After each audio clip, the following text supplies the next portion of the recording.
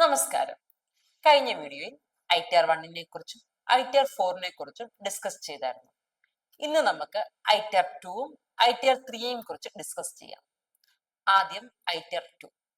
Investors, NRI, capital gain, ഒന്നിൽ കൂടുതൽ house property ഉള്ളവർക്കൊക്കെ ഈ ഫോം യൂസ് ചെയ്യാം. നിങ്ങൾ ഒരു ഇൻഡിവിജ്വലോ HFO ആണെങ്കിൽ നിങ്ങളുടെ ഇൻകത്തിൽ മൾട്ടിപ്പിൾ എംപ്ലോയറിൽ നിന്നുള്ള സാലറി, പെൻഷൻ, മൾട്ടിപ്പിൾ ഹൗസ് പ്രോപ്പർട്ടിയിൽ നിന്നുള്ള ഇൻകമോ ലോസോ, capital gain, foreign income, foreign asset, agricultural income, സ്പൗസിന്റെയോ റിലേറ്റീവ്സിന്റെയോ ക്ലബിംഗ് ഇൻകം ഇവയൊക്കെ ITR 2ൽ ഫയൽ ചെയ്യാൻ സാധിക്കും. നിങ്ങൾ ഒരു കമ്പനി ഡയറക്ടറോ അൺലിസ്റ്റഡ് ഇക്വിറ്റി ഷെയർസ് ഹോൾഡ് ചെയ്യുന്ന വ്യക്തിയോ NRIയോ ഒക്കെ ആണെങ്കിലും ഈ ഫോം യൂസ് ചെയ്യാം. ITR 2ൽ നിങ്ങൾക്ക് ക്യാപിറ്റൽ ലോസസ് ബോട്ട് ഫോർവേഡ് ചെയ്യാനും ക്യാരി ഫോർവേഡ് ചെയ്യാനും സാധിക്കും. നിങ്ങൾക്ക് ബിസിനസ്സോ പ്രൊഫഷണൽ ഇൻകമോ ഉണ്ടെങ്കിൽ, അല്ലെങ്കിൽ നിങ്ങൾ ഒരു കമ്പനിയോ ഫേമോ LLPയോ ഒക്കെ ആണെങ്കിൽ ഈ ഫോം യൂസ് ചെയ്യാൻ സാധിക്കുകയില്ല. ചുരുക്കി പറഞ്ഞാൽ, ഫോം 1 യൂസ് ചെയ്യാൻ സാധിക്കാത്ത, ബിസിനസ്സോ പ്രൊഫഷണൽ ഇൻകമോ ഇല്ലാത്ത എല്ലാ ഇൻഡിവിജ്വൽസിനും HUFനും ITR 2 യൂസ് ചെയ്ത് റിട്ടേൺ ഫയൽ ചെയ്യാൻ സാധിക്കും. അടുത്തത് ITR 3. Business owners, freelancers, partners in form ഒക്കെ ഈ ഫോം യൂസ് ചെയ്ത് റിട്ടേൺ ഫയൽ ചെയ്യാം. നിങ്ങൾ ഒരു ഇൻഡിവിജ്വലോ HUFO ആണെങ്കിൽ നിങ്ങൾക്ക് ബിസിനസ്സോ പ്രൊഫഷണൽ ഇൻകമോ ഉണ്ടെങ്കിൽ ITR 3 യൂസ് ചെയ്ത് റിട്ടേൺ ഫയൽ ചെയ്യാം. ഫ്യൂച്ചേഴ്സിലോ ഓപ്ഷൻസിലോ ഇൻകമോ ലോസോ ഉണ്ടെങ്കിലും ITR 3 ആണ് യൂസ് ചെയ്യേണ്ടത്. നിങ്ങൾ ഒരു ഫേമിലെ പാർട്ട്ണർ ആണെങ്കിലും ITR 3 യൂസ് ചെയ്താണ് റിട്ടേൺ ഫയൽ ചെയ്യേണ്ടത്. ക്യാപിറ്റൽ ഗെയിൻ, മൾട്ടിപ്പിൾ ഹൗസ് പ്രോപ്പർട്ടിയിൽ നിന്നുള്ള ഇൻകമോ ലോസോ, ലോസ് ക്യാരി ഫോർവേഡോ ബോട്ട് ഫോർവേഡോ ചെയ്യാനുണ്ടെങ്കിലോ, അൺലിസ്റ്റഡ് ഇക്വിറ്റി ഷെയർസ് ഹോൾഡ് ചെയ്യുന്നുണ്ടെങ്കിൽ, ബിസിനസ് ഓർ പ്രൊഫഷണൽ ഇൻകത്തിന്റെ കൂടെ സാലറി, റെന്റ്, അതർ ഇൻകം ഒക്കെ ഉണ്ടെങ്കിലും നിങ്ങൾക്ക് ഈ ഫോം യൂസ് ചെയ്യാൻ സാധിക്കും. ITR 1, 2, 4 യൂസ് ചെയ്യാൻ സാധിക്കാത്ത എല്ലാ ഇൻഡിവിജ്വൽസിനും HUFനും ITR 3 യൂസ് ചെയ്ത് റിട്ടേൺ ഫയൽ ചെയ്യാം.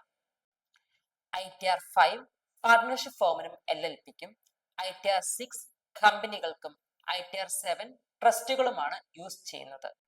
ഇൻകം ടാക്സ് റിട്ടേൺ ഫയൽ ചെയ്യാൻ ITR ഫോം സെലക്ട് ചെയ്യുമ്പോൾ ശ്രദ്ധിക്കേണ്ട കാര്യങ്ങൾ. റെസിഡന്റ് ഇൻഡിവിജ്വൽസിന് ITR 1, 2, 3, 4 ഏത് ഫോം വേണമെങ്കിലും യൂസ് ചെയ്യാം. ഇൻകം കാറ്റഗറി അനുസരിച്ച് ഏത് ഫോം വേണമെന്ന് സെലക്ട് ചെയ്യാം. എന്നാൽ നോൺ റെസിഡന്റ് ആണെങ്കിൽ ITR 2, ITR 3 മാത്രമേ യൂസ് ചെയ്യാൻ സാധിക്കുകയുള്ളൂ. നിങ്ങൾക്ക് ESOP ലഭിച്ചിട്ടുണ്ടോ? അല്ലെങ്കിൽ സ്റ്റാർട്ടപ്പ് ഷെയറുകളുടെ സ്റ്റോക്ക് എക്സ്ചേഞ്ചിൽ ലിസ്റ്റ് ചെയ്യാത്തവ കൈവശമുണ്ടോ?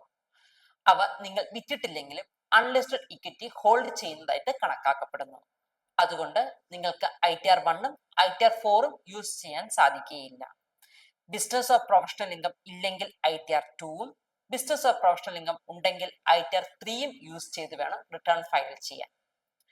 നിങ്ങളുടെ സാലറി 50 ലക്ഷം രൂപയിൽ താഴെയാണെങ്കിലും നിങ്ങൾക്ക് മ്യൂച്വൽ ഫണ്ടിൽ നിന്നും ഷെയർസിൽ നിന്നുമുള്ള ലോങ് ടൈം ക്യാപിറ്റൽ ഗെയിൻ 1,25,000 രൂപ കടക്കുകയോ, അല്ലെങ്കിൽ 2 വീട് കൈവശമുണ്ടെങ്കിലോ ITR 1 ഉപയോഗിക്കാൻ പാടില്ല. ഇത് ഡിഫക്റ്റീവ് റിട്ടേൺ നോട്ടീസിന് കാരണമാകും. ക്യാപിറ്റൽ ലോസ് ബോട്ട് ഫോർവേഡ് ചെയ്യാനോ ക്യാരി ഫോർവേഡ് ചെയ്യാനോ ഉണ്ടെങ്കിൽ ITR 2 അല്ലെങ്കിൽ ITR 3 യൂസ് ചെയ്ത് വേണം റിട്ടേൺ ഫയൽ ചെയ്യാൻ. ITR 1ഉം ITR 4ഉം യൂസ് ചെയ്ത് റിട്ടേൺ ഫയൽ ചെയ്താൽ ലോസ് ക്യാരി ഫോർവേഡ് ചെയ്യാനോ ബോട്ട് ഫോർവേഡ് ചെയ്യാനോ സാധിക്കുകയില്ല. ഇത് ഭാവിയിൽ വലിയ നികുതി നഷ്ടം വരുത്തും. നിങ്ങൾ ഫ്രീലാൻസറോ സ്മോൾ ബിസിനസ് ഓണറോ അല്ലെങ്കിൽ ചെറിയ വരുമാനമുള്ള പ്രൊഫഷണലോ ആണെങ്കിൽ പ്രിസംറ്റീവ് ടാക്സേഷൻ വഴിയുള്ള ITR 4 ഉപയോഗിക്കാം. ഇതിൽ ബുക്സ് ഓഡിറ്റ് ചെയ്യേണ്ട ആവശ്യമില്ല.